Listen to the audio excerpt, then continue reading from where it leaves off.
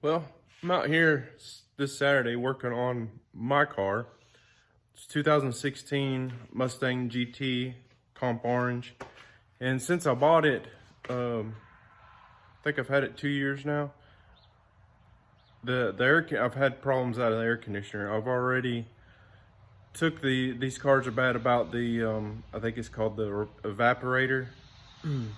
They're behind the dash, so I've already had they're bad about leaking. So I already had the dash out last year. I think it was last year. Replaced all that.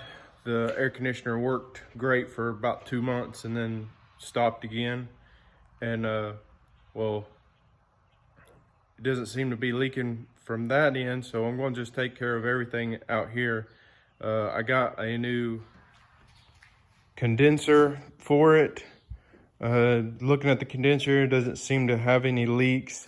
I did take this whatever it is on the side of it, and there may have been a possible leak there. But I got a new condenser. I got a new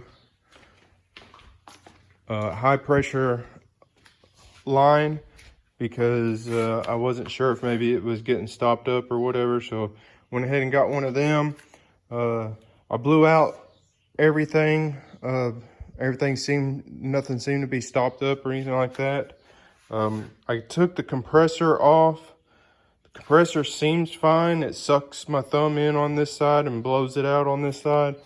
It doesn't seem to have any issues, but I didn't have any plans on changing the compressor. But up under here, I've noticed that, you know, the compressor sits right here, and all around where the compressor's at has stuff slung everywhere. And I don't know if it's grease or if maybe before I owned the car, maybe an old compressor locked up and that's belt. It kind of feels like grease, but it could have been like the belt, the compressor locked up and the belt kept spinning, you know, and was slinging everything. But I'm not real sure. I'd hate to put it all back together and something be wrong with the compressor. So I'm going to go ahead and go get a compressor and change it while I'm at it. You can see it's all over the block, the timing cover, frame rail and everything. And it I mean, it kind of feels like, it does kind of feel like rubber, so it may have been from something previous and the compressor's already been changed. I don't know. I don't know if I should leave this compressor on it or change it. Compressors are expensive. I don't know. We'll find out. So, ended up changing the compressor. Got the new condenser on, new hose. Everything is new except for the suction hose, the low side hose, running from the firewall to the compressor. And I blew it out, no restriction or anything in it. So everything is new. It took Freon good, held vacuum good. It's got ice cold AC now. Super happy with that. It's been a pain in the ass not having AC in it. So I'm gonna drive it tonight to English MTN and watch the races over there. May film a little bit over there. And also, a couple parts showed up for the Cobra just now. My new gasket for the turbo, metal gasket that I told you I was gonna get, got it. Got a new turbo blanket because mine was ripped up pretty good. So just checking to make sure the right size. It is the right size, gasket is. And also the other day, a few other parts I ordered for the Cobra showed up. I've been meaning to get inner fender welds for the Cobra for quite a few years now. Went ahead and got it. Clips and retainers to put them on. New roller pilot bearing for when I put the transmission back in. My shifter boot was ripped, so I got a new one of them. And the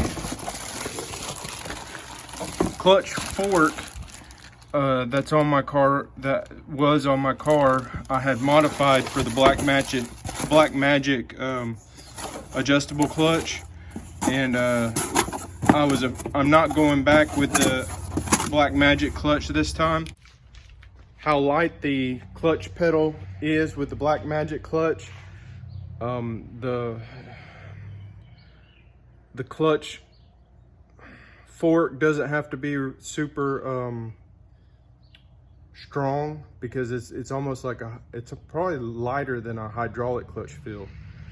But I'm going back with a regular, I guess it would be a diaphragm style clutch. I don't know. I may put my spec twin disc in it, or I may use a buddy of mine's, I think it's a McLeod, however you want to say it. Put it in there, and I was afraid that with the extra tension and stuff one of them clutches have, that my fork may bend. So I didn't want to do that, so I went ahead and got a new fork. So I think I've figured out what I want to do with my valve covers. I've been talking to somebody about getting something for them, and when I get it, I'll show you what I'm going to do with it. And then once I get my valve covers done, and I can put them on the motor, and I start setting the motor in and get it all back together. But I'm gonna go inside and eat me a bite, and I'll talk to you when I'm over at English Mountain.